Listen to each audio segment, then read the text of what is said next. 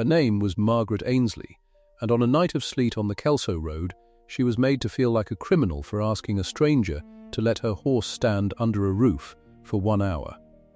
Not a bed for herself, not a fire, not a plate of food, 1 hour of shelter for a lame mare 11 miles short of where she had to be. And do you know why she asked only for the stable and not for a room? Because she was a woman, alone, on a road, at night. And a woman alone at night who asks a strange house for a room has already told the world what she is. She knew that. She had learned it the way you learn the cold. So she stood at the gate in the wet and made herself small and asked for the least thing a person can ask for. She was on that road because of money that was not hers, a bill for £186 signed by her younger brother, fallen due. And behind that bill, a notice already nailed up. A roup, a forced sale. 40 years of the Ainslie family, their beasts and their gear and their good name, to be sold off a barn floor on Friday by order of Rennick and Sclater, corn factors of Kelso. The whole parish invited to come and watch. And then something happened at that gate that she could not account for. The lantern went up the drive, the answer came back down. Not the answer she braced for. The stable fire already lit. A room, aired, supper, laid, all of it announced, and none of it explained. And I want you to sit with that gap for a moment. The gap between what she asked and what she was given, because everything in this story lives inside it. If you have ever had to make yourself small just to ask a stranger for the smallest bit of safety, then this story is for you. Before we go on, if stories like this one are why you're here, subscribe so the next one finds you. And do something for me. Comment the road or the town you're watching from tonight. I want to see how far this story travels. Now, let me take you back to the beginning and tell it properly. Whitlaw was not a grand place. It was a small farm on a fold of the border hills, near enough to Kelso to smell the market on a Friday, far enough to feel forgotten the rest of the week. The Ainslies had held it for 40 years. Margaret's father had held it, and his father before him, and now her brother Thomas held it, which is to say the paper said Thomas held it, and Margaret held everything else. She kept the house, she kept the books, she knew to the shilling what the farm made and what it owed, which was more than Thomas ever troubled to know. She was not young, and not old. She was the kind of woman a household leans on without noticing it leans. Her hands were quick with a ledger and quicker with a needle. She had buried both parents and had not married, and if that was a sorrow she had folded it small and put it away where it did not show. The trouble came the way trouble always comes to careful people. From somebody careless. Thomas had a friend, and the friend had a bill, and Thomas had put his name to it as surety. Stood good for it, as they say. And then, because Thomas was Thomas, he had taken the little margin the farm had saved and gambled it on a scheme that a wiser man would have laughed at. The scheme failed, the friend failed, and the bill, £186, came home to roost on the only name still standing behind it. Ainslie, Margaret found out the way she found out everything, by opening the post that Thomas left unopened. She read the letter twice. Then she read the second letter, the one from the corn factors, and that one she did not need to read twice. Rennick and Sclater regretted to inform. The sum was due. In default of payment, sequestration would follow, and the goods and effects at Whitlaw would be exposed to public roup on the premises. Friday next. She set the letter down flat on the table and pressed it with both hands, as if it might get up and do more harm. "There's no money," Thomas said. He was standing in the doorway with his hat in his hands, like a boy called in from a broken window. "Margaret, there's no money to send." "I know there's no money," she said. "I keep the books. Then there's nothing to be done." "There's begging to be done," she said. "Somebody can go to Kelso and beg them for time. A week, a month, till the beasts are sold at a proper market and not thrown away off a barn floor. Who's to go? I can't show my face there. No, she said, and there was a whole country in the way she said it. You can't. So it fell to her, the way it always fell to her. There was no man free to send. There was no money to pay a man to go. There was a gig, and there was the mare, and there was herself, and there was a road. She would drive to Kelso herself and stand in the counting house of Rennick and Sclater and ask them, as a woman asks, for a little mercy on a debt she had not made. She did not want to go, not for the cold, though the cold was coming. She did not want to go because she knew what it was to ask. She had asked before, in smaller ways all her life, and she had learned the one true thing about asking. Every kindness a stranger does you is a bill. It comes due later, when you have forgotten it, at a moment of the stranger's choosing, and the price is always higher than the thing was worth. She had learned to want nothing from anyone, so that no one could ever hand her the account. She left before 3 in the afternoon to reach the town by dark.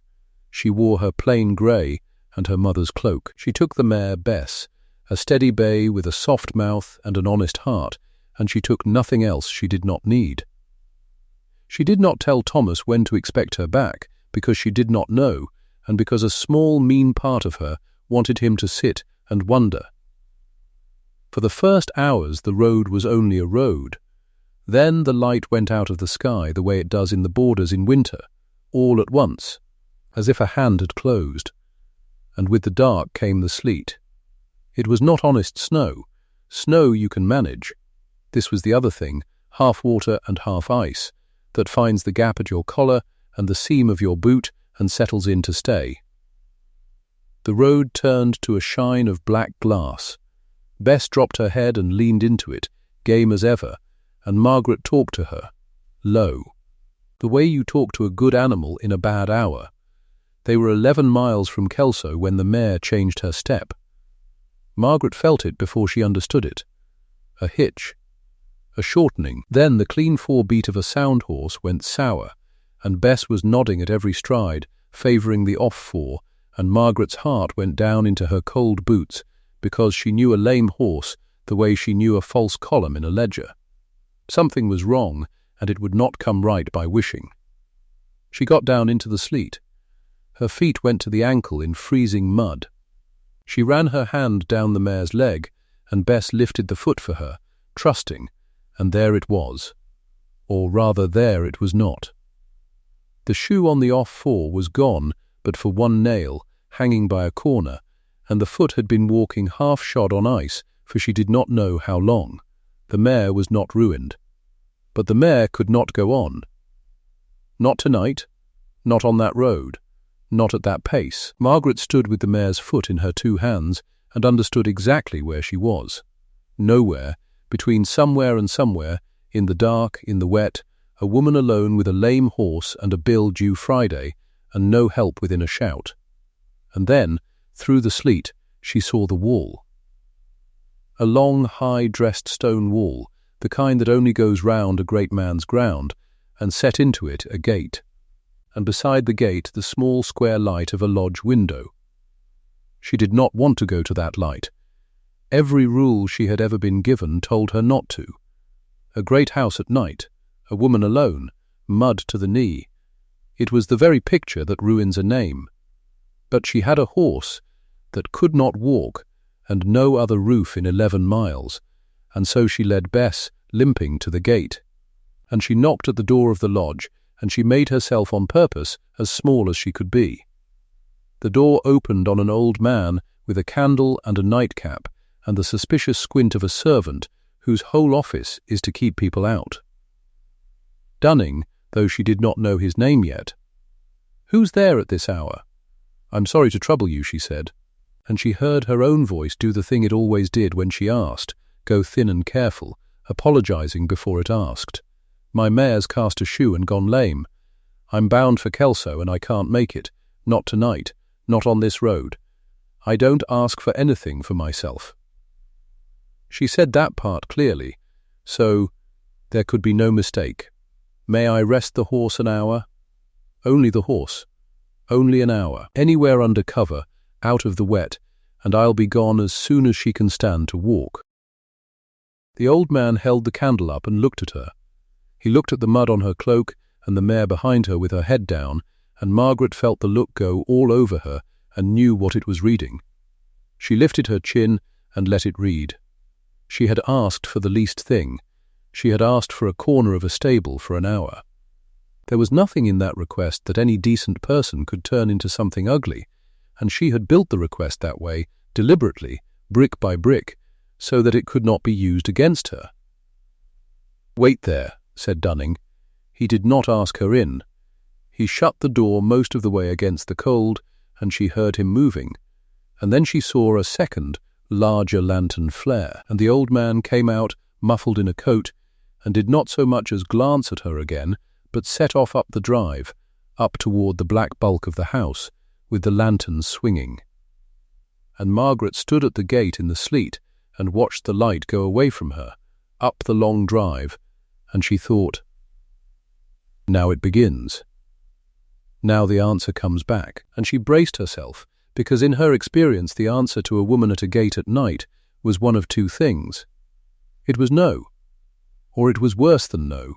She waited a long time, or it felt long. The mare shifted her weight off the sore foot and sighed. Somewhere up at the house a door opened and closed. The lantern started back down the drive, and it was not alone. There were 2 lights now, and then 3, and the sound of men, and Margaret's whole body went tight, because 3 lights and men's voices was not how you answered a woman who wanted a corner of a stable for an hour. The lantern reached the gate.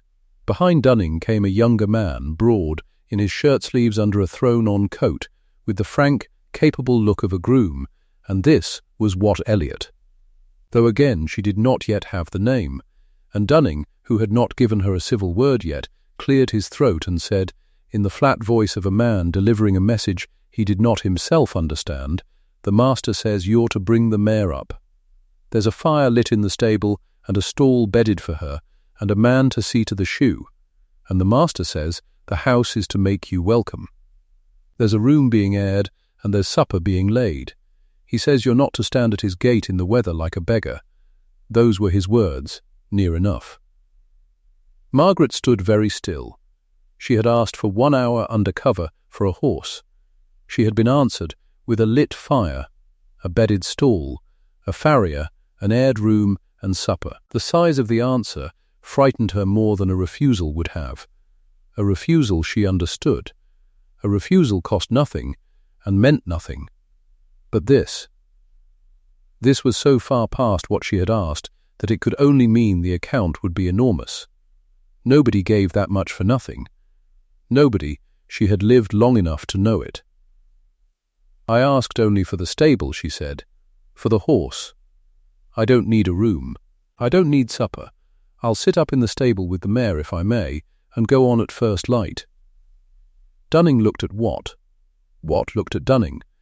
It was plain neither of them had authority to argue with her, and equally plain that neither of them had authority to let her sit in a stable when the master had said a room. "You'll have to take that up with himself, ma'am," Wat said, not unkindly. "My orders are the mare and the shoe. Come away up out of the wet, at least. Whatever you settle after, you'll not settle it here freezing." There was no arguing with that without being a fool, and Margaret was not a fool. She took Bess's rein and walked in through the gate she had asked to stay outside of, and up the drive she had watched the light go up, toward the house she had no business at, with 2 servants and a lantern, a woman alone, mud to the knee, at night. Every step was a step deeper into obligation, and she counted them. They did not take her to the front of the house. They took her round, by a side way, to the stable court, and for that small mercy she was absurdly grateful, because the stable court was the servants' world, and the servants' world she understood. Great folks' front doors were for people who owed nothing and feared nothing. She was not that. She was a woman with a lame horse and a bill due Friday, and the back way was the right way for her, and it steadied her to be put in her proper place. The stable was warm. That was the first thing, and it went through her like a wrong note, because a stable does not warm itself. Somebody had lit a fire in the tackroom stove and left the door of it open to the aisle, and somebody had done it before she ever came up the drive, in the little time since Dunning first went to the house. The master had given the order, and the order had been leaping to before she was even off the road. A stall stood deep in clean straw.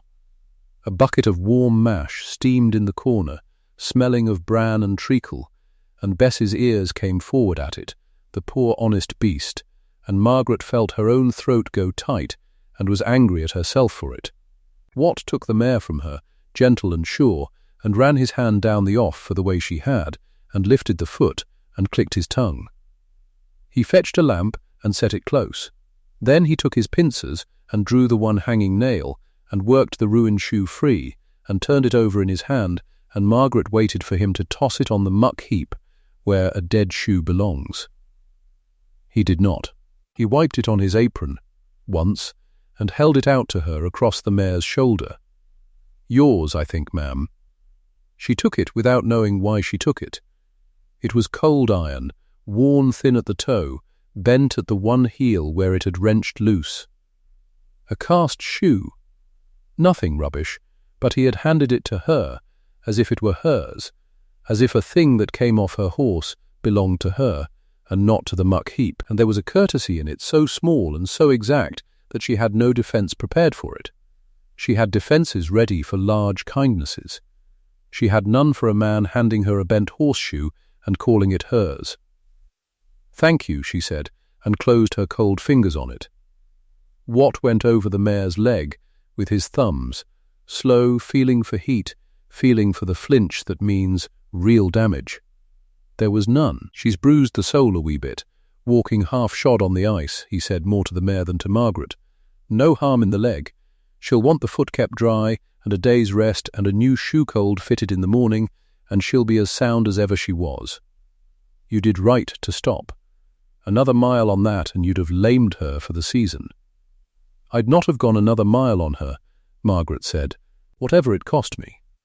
Wat glanced up at that, at the "whatever it cost me," and said nothing, and went back to bedding the mare down, and Margaret stood in the warm stable with a bent shoe in her hand and watched a stranger take better care of her horse than she could have taken herself, and could not for her life decide whether she had been rescued or trapped.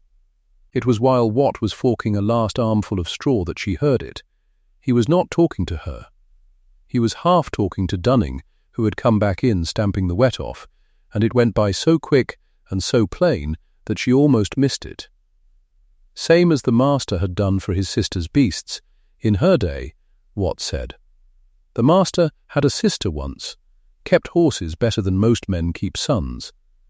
And that was all. Dunning grunted. Wat forked his straw. Nobody stopped on it. It was a servant's throwaway line about the ways of the house, and it dropped into the warm air and was gone, and Margaret, cold and suspicious and counting the cost of everything, filed it away as nothing and thought no more of it that night. She would think of it later, when it was the only thing that made sense of any of it. But not yet. She meant to stay in the stable. She said so plainly to Dunning that she was well enough where she was, that the mare was company, that she needed nothing. And Dunning, poor man, was caught between a guest who would not be a guest and a master who had said she was to be one. And he was saved from having to solve it by the arrival of a third person crossing the wet court with a lantern and a shawl over her head. A maidservant, young, sharp-eyed, sensible. "Jean, you're to come to the house, ma'am, when you're ready," Jean said. "There's a parlour with a fire, and a supper, and I'm to see you have what you want." The master's given his orders. She said it the way a servant says a thing that is not to be argued with, and then she added, on her own account, kindly, "You'll not do the mare any good sitting up all night catching your death, ma'am. She's better cared for than you are, this minute. Come away in." And that, in the end, was what moved her. Not the fire, not the supper, not the master's orders. The plain sense of a plain woman saying the mare was better cared for than she was. It was true, and Margaret Ainslie was above all things a person who did the sensible thing, even when the sensible thing frightened her. So she went in. She braced all the way across the court for the terms. She had it all worked out. There would be a moment, tonight or tomorrow, when the master of this house would find her alone and name the price of his fire and his supper and his aired room. She did not let herself imagine the exact shape of it. She only knew there would be one, because there was always one, and she meant to be ready, and to refuse it, and to go. But the house did not go the way she had braced for. She was not taken up a great stair to a bedchamber, which was the thing she had most feared, because a bedchamber at night in a strange man's house is the very thing a woman cannot survive being seen going into. She was taken instead into a small parlour on the ground floor, off the passage, near the kitchen. A plain warm room with a fire and a table, and on the table a supper was laid. Supper for one. She saw it at once, the way she saw everything, and she did not understand it, and it stopped her in the door. One place. One plate, one glass, one chair drawn to the fire. Not two. There was no second place set opposite. There was no sign that anyone meant to sit down with her, to keep her company, to be alone with her over wine and a low fire in a shut room. It was a supper laid for a woman to eat by herself, unwatched, unaccompanied, answerable to no one, and Margaret stood in the doorway and could not make it fit any of the shapes she had ready. And the door. She moved, out of pure habit, to close it behind her, the way you close a door on a private room, and a voice in the passage stopped her. It was a man's voice, low, even, speaking not to her but to the maid, and meaning, she understood a moment later, to be overheard. "Leave the door open, Jean," it said. "The lady is a guest, not a secret." Margaret turned. He was standing a little way down the passage, not coming toward her, keeping his distance as plainly as if there were a line drawn on the floor. A tall man, past his first youth, plain dressed, with a still face that gave nothing away. Alexander Rutherford, master of Aldershiel, though he did not name himself, and she did not ask. He inclined his head to her, once, the small bow you give an equal, not the leer she had armed herself against. "You'll forgive the poor welcome, ma'am," he said. "The hour's against us. There's supper, and the door stays open, and Jean's in the passage the whole night if you want anything at all. I'll not disturb you." And then, because she was still staring at him, still waiting, he said the thing that undid her worst suspicion and left her with no suspicion at all to put in its place. "You asked to rest the horse an hour. The horse he'll take more than an hour to be fit, so you'll bide the night. And you'll bide it as a guest under this roof. And there's an end of it. You owe nobody anything. Good night to you." And he went. He did not wait for her thanks. He did not come into the room. He turned and walked away down the passage and left her standing there with a supper laid for one, and an open door, and a maid set plainly in the passage where anyone might see her, and not one single thing that Margaret Ainslie, who had priced every kindness of her whole life, could turn into a bill. She sat down slowly at the table. Jean bobbed and took up her post just outside the open door, in full view, and busied herself with mending, a chaperone in plain sight, a witness that nothing happened here, and it came to Margaret, sitting there with the firelight on the one plate, that the witness was not for the master's sake. It was for hers. Every arrangement of the room she began to see, and did not want to see, was pointed the same way. The parlour, and not the bedchamber. The open door, the maid where the world could see her. The supper, for one, so that no man sat alone with her behind a shut door at night. It was not a trap being built around her. It was a wall being built around her name, and she did not know why a stranger would build it, and she was afraid to know, and she ate her supper because it was there, and because Jean would fret if she did not, and every mouthful sat strange in her, because she could not for her life find the price of it. She slept a little, in the end, in a chair by the fire, with her mother's cloak over her and the shoe from Bess's foot on the table beside her, where she could see it. And in the grey of the morning, Jean came and moved quietly about, and Margaret woke and found the shoe had been set up on the mantel, propped where the first light caught it, hers, plainly hers, put where she could not lose it, and she looked at it a long while. Later, when the house was up, she was given breakfast in the same parlour, the door still open, and the master did not come to her, and she was glad and, in a way she did not examine, sorry. And because there was nothing else to talk of that was safe, when Watt came to the door to say the mare was shod and sound, she asked him about Bess, about the foot, about the breeding of her, and Watt answered plainly, farrier to horsewoman, and Rutherford, passing in the passage, stopped at that, at an honest question about a horse honestly answered, and asked her one thing himself, the first thing he had asked her that was not a courtesy. "Is she bred off the Whitlaw mares, ma'am?" There was a strain of good bay stock came out of that country, 20 years back, and Margaret said yes. Yes, she was. Off her father's old mare, and for a moment, over the plain, safe ground of a horse's breeding, the two of them spoke as people speak, and no bill was named, and she felt one small cold thing in her go loose that had been clenched so long she had forgotten it was clenched. She meant to leave that morning. She had it fixed. Thank them, take the mare, go, owing as little as a person could owe who had been given a fire and a supper and a night's shelter and a new shoe and asked for none of it. But the sleet had turned in the night to a hard-driving rain, the road was a river, and Watt said flatly that the mare's bruised soul would not thank her for a soaking. One more day dry and she'd be right.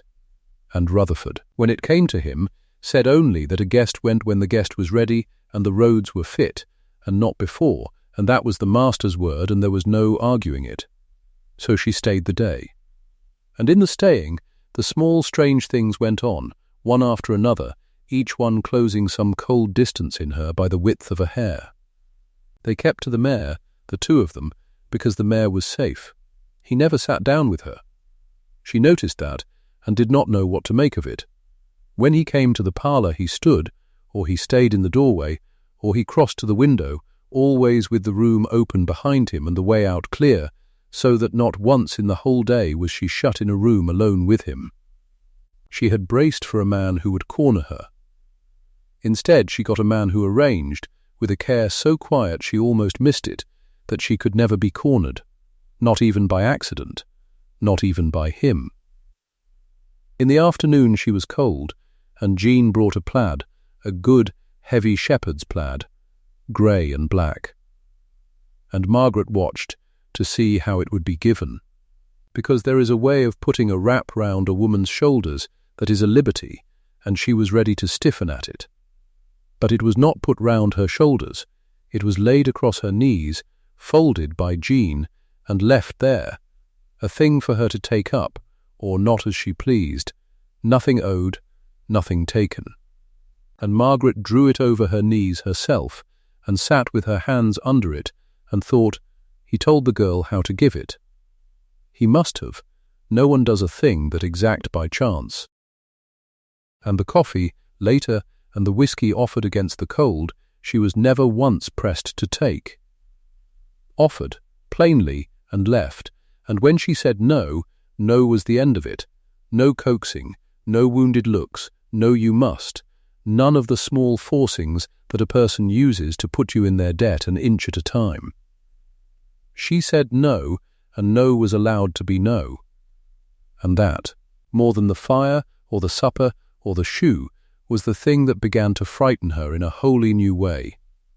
Because she had spent her life defending a door against people who pushed at it, and here was a man who would not push at it at all, who had taken the door off its terrors entirely, and she did not know how to be a person who did not have to guard the door.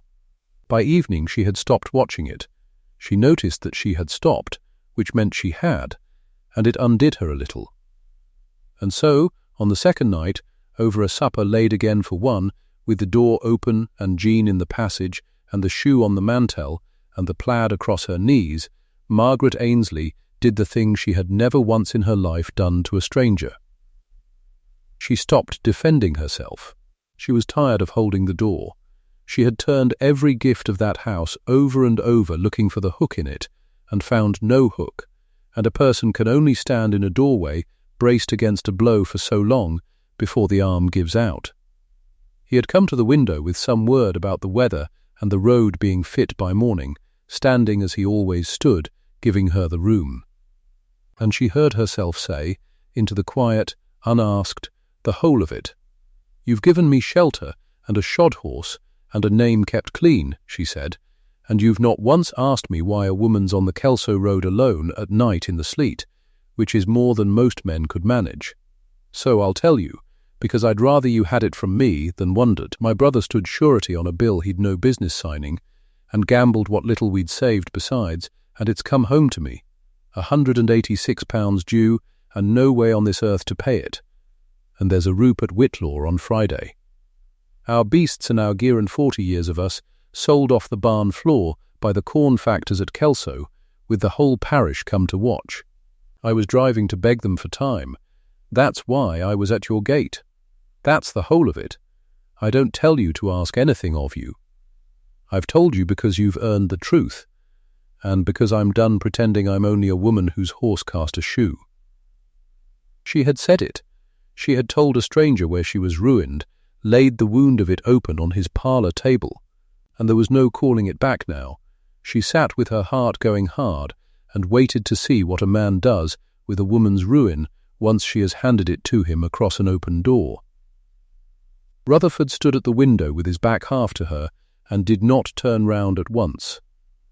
And then he asked one quiet question, low, into the dark glass. And it was not the question she expected, and it made the hair rise on her arms. "Rennick and Sclater," he said, "the Kelso corn factors, that's the name on the bill?" And out in the black beyond the window, though Margaret did not know it yet, a groom was already pulling on his boots. She waited for him to answer his own question. He didn't. He looked at the dark glass a moment longer, and then he said her name would be safe by morning, and he wished her a good night, and he was gone before she could read his face. The door stayed open behind him. Jean's chair still creaked in the passage, and Margaret sat with the plaid across her knees and the cast shoe on the mantel, and told herself she had said too much. She slept. She had not meant to. But the fire was low and warm, and the bed in the aired room was dry, and 40 years of holding her back straight had left her more tired than she knew. She lay down, meaning only to rest her eyes. She woke once in the deep of the night, and she did not know what woke her. Hooves. That was it. Hooves on the frozen drive going away from the house fast, and a man's low voice under them, and then another voice answering. Quieter still. She lay stiff in the dark and listened. A gate creaked. The hooves found the road and were gone into it. And somewhere below her, in the cold, she thought she caught a name carried up on the still air. Rennick, or she thought it was Rennick. She could not be sure. She lay a long while with her heart going, and then the tiredness took her again, and she slept without meaning to a second time. When she woke it was that grey hour before proper light, and she knew at once, the way you know a thing in the dark before you've reasoned it, that she had made a terrible mistake. She sat up in the strange bed, and she put it together the only way her life had taught her to. A rich man. A woman ruined, alone, in his house, with her whole trouble laid open on his parlour table the night before. The name of the creditor spoken low into a window. A rider sent out in the black toward Kelso before dawn. She had told him where the roup was, and when, and by whose order. She had all but drawn him a map to Whitlaw and put a price on it. He had sent to buy it. That was the shape of it. That was the shape it had always been, and she had been fool enough, warm enough, tired enough to let herself forget it for one night. A grand house did not warm a stable, and lay supper for a stranger out of nothing. Nothing came out of nothing. She had been taught that at her mother's knee and every year since, and she had let a low fire and a quiet voice unteach it in 2 days. He would come down to Kelso with money in hand. He would stand at the Roop with the parish watching. He would buy the beasts and the gear and the 40 years off the barn floor at a stranger's price. And then he would come to her, kind, so kind, and name what she owed him, a new master at Whitlaw. Or worse, she was a woman alone, and he had the whole of her ruin in his hand now, and she had given it to him herself, across an open door, because she had wanted, God help her, to be believed. She would not wait for it. She dressed in the grey light, fast, her fingers stiff, and she did not ring for the maid. She would be gone before the house woke. She would owe him a night's shelter and a shod horse, and nothing else on this earth, and she would find some other road to Kelso, and she would beg the corn factors on her own 2 knees before she let a man buy her clean off a barn floor and call it kindness. She took up the plaid, then set it down again on the bed, folded. It was not hers to carry off. She looked at the cast shoe on the mantel a moment. That was hers. She left it. She went down the stair quiet as she could, and the house was dark and still, and no one stopped her. The yard was iron underfoot. The sleet had passed in the night and left a hard, clear cold behind it, and the sky over the stable roof was going from black to the colour of a knife. Bess was in her stall, warm, her soul packed, and a new shoe on the off-fore, and she turned her head and blew at Margaret soft, and Margaret's throat closed on her. She backed the mare out herself. She found the gig and the harness where Wat had left them clean, and she put the mare to, her hands remembering the work while her mind ran ahead of her down the dark drive to the gate. She led Bess out slow, her breath smoking, and she came down the long drive under the bare trees toward the lodge, meaning to be through the gate, and gone before the great house at her back so much as struck a light. And the gate was shut, and old Dunning was standing at it. He had a lantern hung on the post, and his coat buttoned to the chin, and his breath going up in the cold. And he was not opening the gate. He stood square in front of it, an old man whose whole office was to keep folk out, and he looked at her coming down the drive with the mare and the gig, dressed to travel in the grey dawn, and he did not touch the latch. "You'll not be leaving yet, ma'am," he said. "I will," she said. "I'm obliged to the house, and I'll write it, but I'm for the road." "Aye," he said, "you'll be for the road, but not yet." And he looked past her, up the drive the way she had come, and she turned to follow his look. There was a rider coming in off the road behind her, coming hard, then slowing, the horse dark with sweat and steaming in the cold, and the man on it swaying tired in the saddle like a man who had been up all the night in it. He came down through the gate that Dunning now swung open for him, wide, and he pulled the blown horse up in the drive between Margaret and the road, and it was Wat Elliot. Mud to the thigh, his face grey with cold and want of sleep, and he looked down at her from the tired horse, and he touched his cap. "You're away early, ma'am," he said. "I am," she said. Her voice came out harder than she meant it, and I'll thank the house to let me. "Where have you been the night, Wat Elliot? On what errand? For I heard you go, and I heard a name, and I'll not be lied to. Was it Kelso? Was it Rennick and Sclater?" He looked at her a long moment. He was too tired to be quick, and maybe that was why the truth came off him plain, without any dressing. "Aye, ma'am," he said. "Kelso, and the man that acts for Rennick and Sclater, that I got out of his bed before it was light, which he'll not soon forgive me, and a lawyer forby, that the master keeps, and that keeps his mouth shut, which is what the master pays him for." The cold went right through her then, worse than the sleet had. So she had been right. She had been right the whole time. She stood in the drive with the mare's rein in her hand, and she felt the last warmth of 2 foolish days go out of her, and she made her voice steady. "Then he's bought it," she said. "He's bought Whitlaw off the Roop. Say it plain so I can hear it plain, and then let me by." And old Dunning, at the gate, made a sound that in a younger man might have been a laugh, and Watt frowned down at her from the horse like a man who has been handed a thing backwards. "Bought it?" he said. "Bought what, ma'am? There's nothing to buy. There'll be no roup, that's the errand. That's what I've been at since the middle of the night with a sealed note in my coat and no sleep in me. The bill's paid. The whole of it. £186 cleared at Kelso before the offices so much as opened, and the sequestration called off, and the notice to come down off the Kirk door at Whitlaw this very day. There's no sale on Friday. There's no sale at all." She heard the words. She could not make them sit down inside her. She stood holding the mare, and she shook her head slow, the way you do when a thing is too big to take at the size it comes. "That's not," she said. "A man doesn't. Who paid it? Who in this world would pay a stranger's debt in the night and call off a roup and want— what does he want for it? Say what he wants." "He wants nothing, ma'am," Watt said, and he was too tired to say it any way but flat, and the flatness of it was what undid her. That was half the errand. It's paid through a third man and bought in through a lawyer and set down as done by a friend that's not to be named, so it can never be traced back up this drive to this house nor to the master's hand. He was particular on that past anything. I heard him give the order myself. It's not to touch you. It's not to hang over you. You're to owe it to nobody living, is what he said. Least of all to him. Not to hang over you. You're to owe it to nobody living.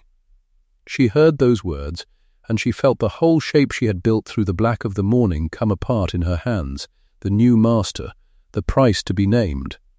The woman bought clean off a barn floor, all of it, gone, and behind it nothing but a man who had sat up in the night to make sure that a stranger he would likely never see again should owe him not 1 farthing, and not 1 thank you, and not 1 hour of shame. "Why?" she said. "It came out very small. Why would he? He doesn't know me." 2 days. He doesn't. Why? And it was not Watt who answered her, and it was not Dunning. It was the master himself.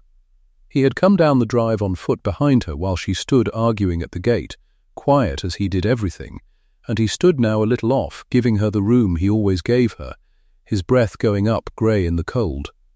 He had not shaved. He looked as though he had slept as little as Watt had. And he did not come closer, and he did not touch her, and he spoke across the frozen space between them, plain and low. "Because I had a sister, ma'am," he said. "Grace, she's dead these 20 years back, and she was a better hand with a horse than most men are with their own sons, and she was proud the way you're proud, and once, when she was young and there was trouble in this house, she rode a night road alone. 11 miles of it, near enough. To do a thing that had to be done, that no man in the house was free or fit to do, exactly as you set out to do yours." He stopped. The cold cracked a twig somewhere in the wood. And what was done to her on that road, and what was said of her after, by folk that never asked why a lassie was out alone in the dark, followed her the rest of her short life. "It wasn't the road that killed my sister, ma'am, it was the parish. I have known the arithmetic of a woman alone at night ever since, what it costs her, what it can never be let cost her." Margaret stood still. "So when you came to my gate," he said, "and asked old Dunning there for an hour's shelter for your horse, and not a bed nor a fire for yourself, because you knew, the way Grace knew, what a woman alone is thought to be asking for when she asks for a room, I understood you before you'd finished the sentence. Every part of the night after was for that. The parlour, not the bedchamber. The supper laid for 1, so no man sat down with you. The door left open. Jean set plain in the passage, where the whole house could see her and see you, so that if any tongue ever wagged there'd be a witness to stop it. It was never to keep you in, ma'am, it was to keep your name clean. It was the only gift I had it in me to give a proud woman that she couldn't refuse me, because you never knew you were being given it. She understood it all then, at once, standing in the iron cold, with the mare breathing at her shoulder. Every locked and careful piece of the 2 days turned over in front of her and showed its other face. The open door had never been a threat to be watched. It had been her protection, hung open on purpose where the world could see there was nothing behind it. The maid in the passage had not been a spy set to guard him from her. She had been a witness set to guard her from the parish. Supper laid for one had not been coldness. It had been the whole of his care, made so plain and so bare that she had read it as its opposite. Leave the door open, Jean. The lady is a guest, not a secret. He had said that for her to hear, not to warn her, to free her. And the cruelest kindness in all of it, she saw now, standing there, was the paid bill itself. He had not saved Whitlaw and let her know it, so that she should be grateful and owe him and be a little less than she was every time she thought of it after. He had saved it in the dark, through a stranger, through a lawyer sworn to silence, so that she should never be sure, so that she could go home free and hold her head up and owe her deliverance to no living man. He had even taken care that she should not be able to thank him properly, because a proper thanks would mean naming what he had done, and naming it would put her under it. He had made himself unthankable on purpose. It was the most generous thing that had ever been done to her, and it had been built, plank by plank, so that she should never have to feel the weight of it. Her eyes were running. The cold, she'd have said, if anyone had asked. She did not wipe them. "I can't thank you," she said. "You fixed it so I can't. If I thank you, I've said out loud what you paid to keep silent, and then it hangs on me, and you spent the whole night seeing it never should, so I can't even do that." She laughed, a broken little sound with no laughter in it. "You've beaten me every way a person can be beaten with kindness. I don't know what you've left me to do." "Nothing, ma'am," he said, and there at last was something in his face that was not only quiet. "That's the whole of it. You're to do nothing, and owe nothing, and go home, and stop the sale that's already stopped, and hold your farm, and be believed, and think of this house, if you think of it at all, as a place where your horse cast a shoe one night and was well shod. That's all I ever wanted from the arrangement, that you should walk out of my gate owing me not one thing. I'd take it very ill to be thanked. Don't rob me of the one payment I asked, which was that there be none." Dunning had the gate wide now.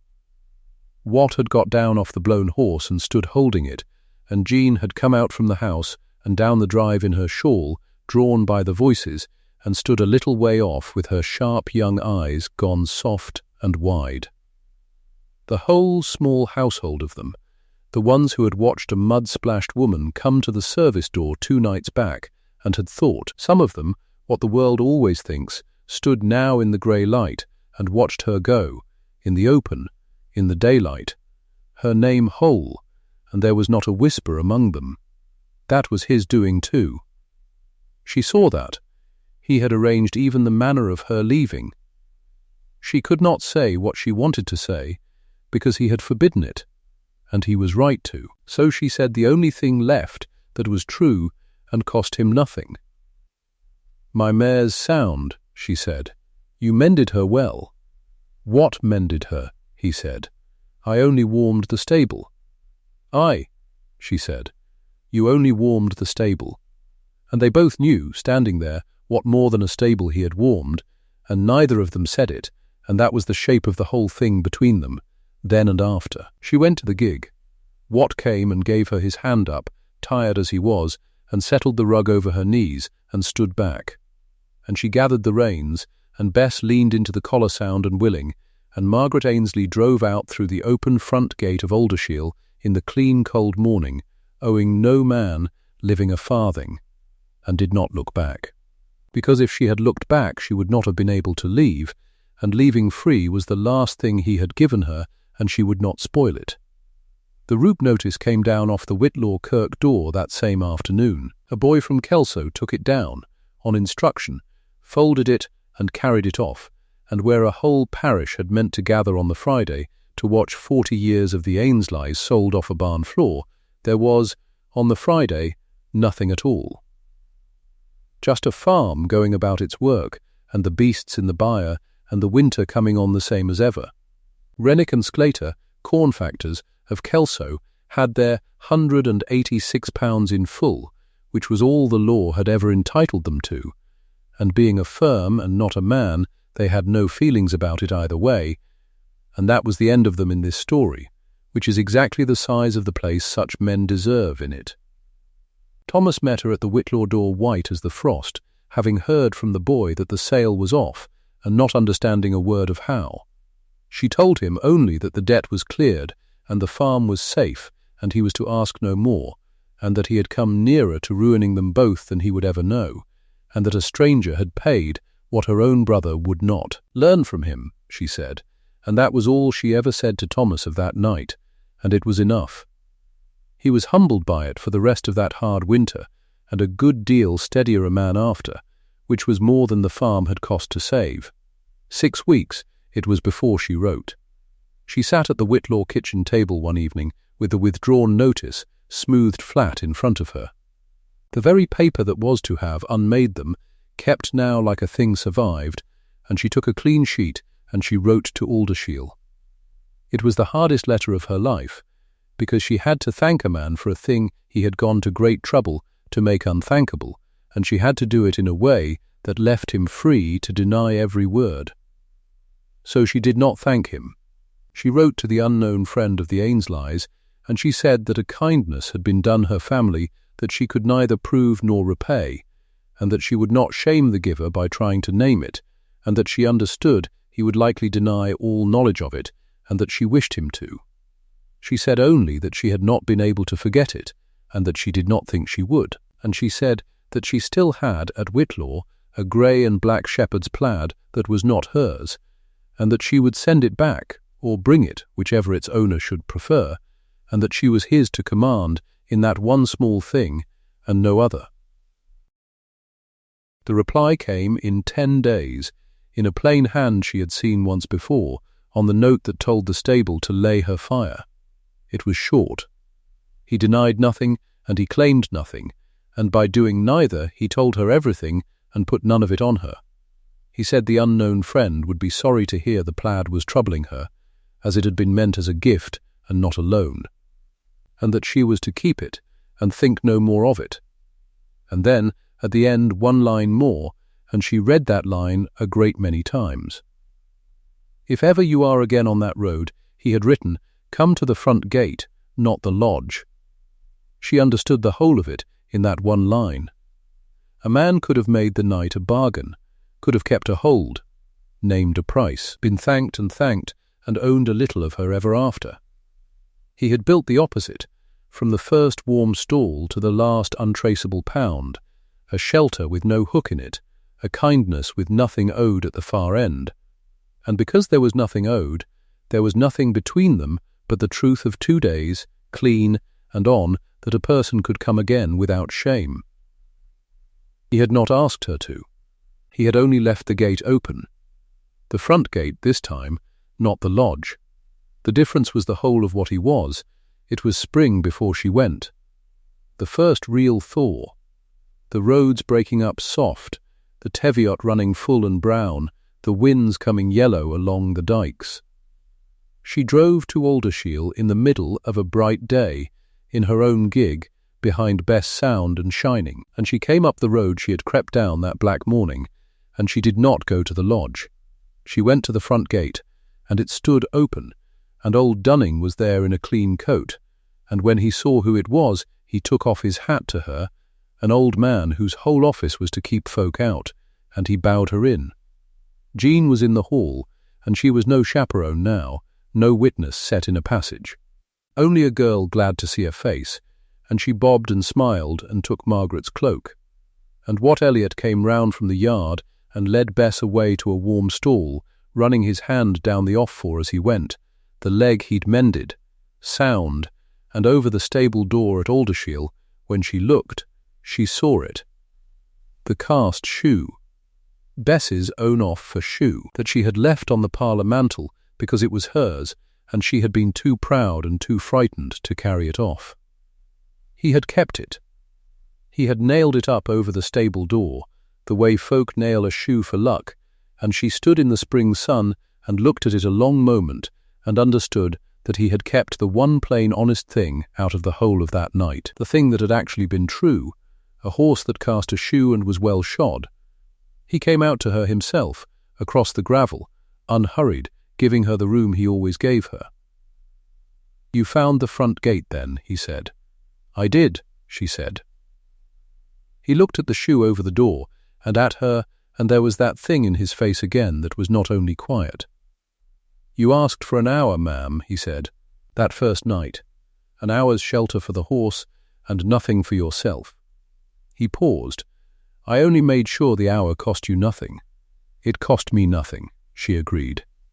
And then, because it was spring, and the gate was the front gate, and there was nothing owed between them, and so nothing to fear, she smiled at him, full, the first real smile she had given any man in longer than she could say. "But it's brought me back all the same. And that, I think, you never arranged." "No," he said. "That one's yours." And she went in with him, in the daylight, through the open front door, and the road she had come by in the dark was only a road again, and the shoe hung over the stable door in the sun, and there was, at Aldershiel that spring, nothing at all left owing between any soul there, which is the rarest thing two people can ever come to, and the whole of what he'd meant. Wherever this road finds you tonight, comment the town you're watching from. I'd like to know how far the story's travelled.